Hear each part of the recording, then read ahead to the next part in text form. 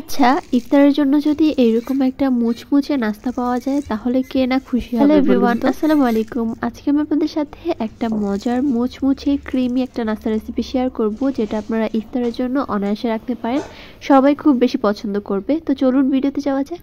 ফার্স্টে আমি একটা বোলের মধ্যে নিয়ে নিচ্ছি 1 কাপ পরিমাণে সিদ্ধ করে নেওয়া আলু। এখানে 3টার মতো বড় সাইজের আলু রয়েছে, তো সিদ্ধ করে এটাকে ম্যাশ করে নিয়েছি। আর এখন এখানে দিয়ে দিব ধনিয়া পাতা আর কাঁচামরিচ, এগুলো স্বাদ অনুযায়ী অ্যাড করবেন। আর দিয়ে দিচ্ছি 1/2 চা চামচ জিরার গুঁড়া, 1/2 চা চামচ দিয়ে দিব ধনিয়ার গুঁড়া, সাথে দিয়ে দিব 1/2 চা চামচ মরিচের গুঁড়া। এখন দিয়ে দিব 1/2 চা চামচের মতো গরম মশলার গুঁড়া। তারপরে দিয়ে দিব স্বাদ অনুযায়ী কিছুটা লবণ। আর এখন এগুলোকে একটু ভালো মতো মিশিয়ে আমি এখানের মধ্যে 3 চা চামচ দিয়ে দিচ্ছি কর্নফ্লাওয়ার। কর্নফ্লাওয়ারটা এখানে বাইন্ডিংয়ের কাজ করবে, তো কর্নফ্লাওয়ারের বদলে আপনারা কিন্তু চাইলে ময়দারও ইউজ করতে পারেন। তো এখন সব কিছুকে খুব ভালো মতো মিশিয়ে নিতে হবে, একদম ভালো মতো মশলাগুলো যাতে আলুর সাথে মিশে যায়, তো ওইরকমভাবে এটাকে মিশিয়ে নিতে হবে। ব্যাস এইটুকু প্রসেসই শুধু। আর এই সবগুলো উপকরণই কিন্তু আমাদের বাসায় সব সময় থাকে।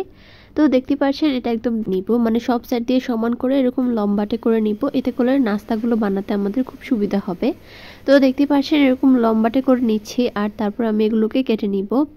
ফার্স্টে এক কোনাকুনি করে তারপর সমান ভাগে কেটে নিচ্ছি। এগুলো আসলে আপনারা দেখে বুঝতে পারছেন এই নাস্তার কাটিংটা এত বেশি সহজ। আমি শর্টস আপলোড করেছিলাম, আপনারা অনেক বেশি পছন্দ করেছেন। তো এখন একটা একটা করে নাস্তাগুলোকে আমি উঠিয়ে নিব। আর তারপর বাহিরের অংশটা আরও বেশি ক্রিস্পি করার জন্য আমি এখানে নিয়ে নিচ্ছি একটা নুডলস। আপনারা চাইলে মিস্টার নুডলস বা ম্যাগি নুডলস যেটা হাতের কাছে থাকে ওইটাই নিতে পারেন। তো আমার কাছে মিস্টার নুডলস ছিল, তো বাহির থেকে আমি এটাকে এরকমভাবে গুঁড়া করে নিয়েছি। আর তারপর মশলাটাকে আলাদা করে এই যে নুডলসটা আছে ওইটাকে আমি একটা প্লেটের মধ্যে নিয়ে নিচ্ছি। তো এখন এটাকে একপাশে রেখে আমি আরেকটা পাত্র নিয়ে নিচ্ছি। আর তারপর এখানের মধ্যে আমি দিয়ে দিচ্ছি কর্নফ্লাওয়ার। এই কর্নফ্লাওয়ারের মিক্সারটা আমি এই নাস্তাগুলোর বাহিরে কোটিং করে তারপর আমি যে নুডলসটাকে ভেঙে রেখেছিলাম সেটার মধ্যে দিব।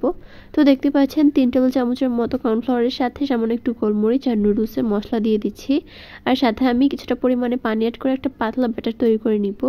তো দেখতে পাচ্ছেন ব্যাটারের ঘনত্বটা ঠিক এরকম হবে। তো এখন আমি একটা নাস্তা নিয়ে নিচ্ছি। আর তারপর এটাকে কর্নফ্লাওয়ারের পানির সাথে ভালো মতো মিশিয়ে এখন আমি এটাকে নুডলসের মধ্যে কোট করে নিব।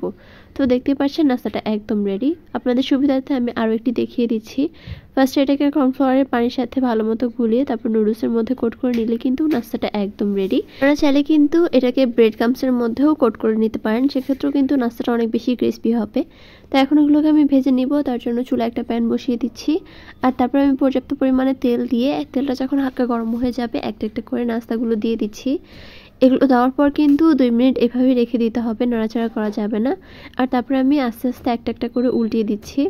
যখন পিছনের পাটটা একটু কালার হয়ে যাবে আর এটা একটু শক্ত হয়ে যাবে তখনই কিন্তু উল্টাবেন, কারণ চুলা দেওয়ার সাথে সাথে কিন্তু এটা একটু নরম টাইপের হয়ে যায়।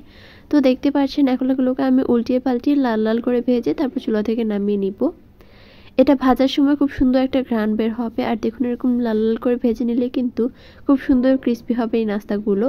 তো এখন আমি পরের ধাপটাও ভেজে নিচ্ছি। আর এর মধ্যেই কিন্তু আপনাদেরকে আমি পরিবেশন করেও দেখিয়ে দিচ্ছি। তো দেখতেই পাচ্ছেন নাস্তাগুলো কতটা সুন্দর হয়েছে দেখতে। বাচ্চারা দেখলে কিন্তু অনায়াসে এগুলো খেতে চাইবে। তো আমি এটাকে সসের সাথে সার্ভ করেছি, আপনারা চাইলে কিন্তু চাটনি বা অন্য কিছুর সাথেও সার্ভ করতে পারেন। তো দেখতেই পাচ্ছেন নাস্তাগুলো একদম রেডি। আপনারা চাইলে কিন্তু বিকালে চায়ের আড্ডায় এই নাস্তাগুলো রাখতে পারেন।